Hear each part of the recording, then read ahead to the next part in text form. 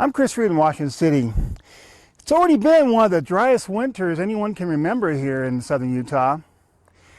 And now it turns out there's a lot less water coming in. We have some water sources, but their runoff supply, unfortunately, it's just unbelievably low. That means that area is only going to get 18% of the water that they typically get. Along with Utah Drought Coordinator Laura Haskell, the latest drought map also tells a story. While she says the rest of the state has a rosy runoff picture, not so much for southwest Utah.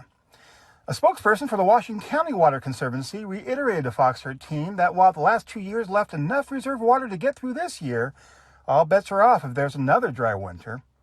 That's why they say they may have to still implement some water use restrictions. That has some people here wondering why Washington City's council last week gave the final go-ahead to a 2,300 home development that will include the largest surfing wave pool in the nation.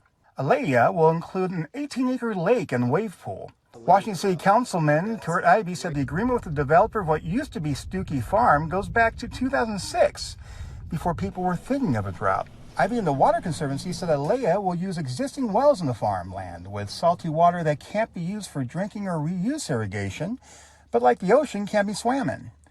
Ivey added breaking the agreement would cause legal issues for the city and its residents. These people have a right to develop.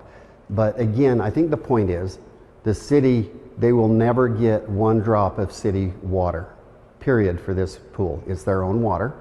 Troy Belliston was the only council member voting against the development. He was not available to go on camera, but told Fox 13 in light of the ask of the developers and the need of our future growth, it is exceptionally tone deaf to approve an enormous surf park in Washington City. If there is hope for the dry Southwest, the National Weather Service said this week that La Nina, attributed as a cause for the dry winter, has surprisingly ceased. This may pave the way for the return of a wet El Nino that might yet prevent a worst-case scenario next summer. From Washington City, Chris Reed, Fox 13 News, Utah.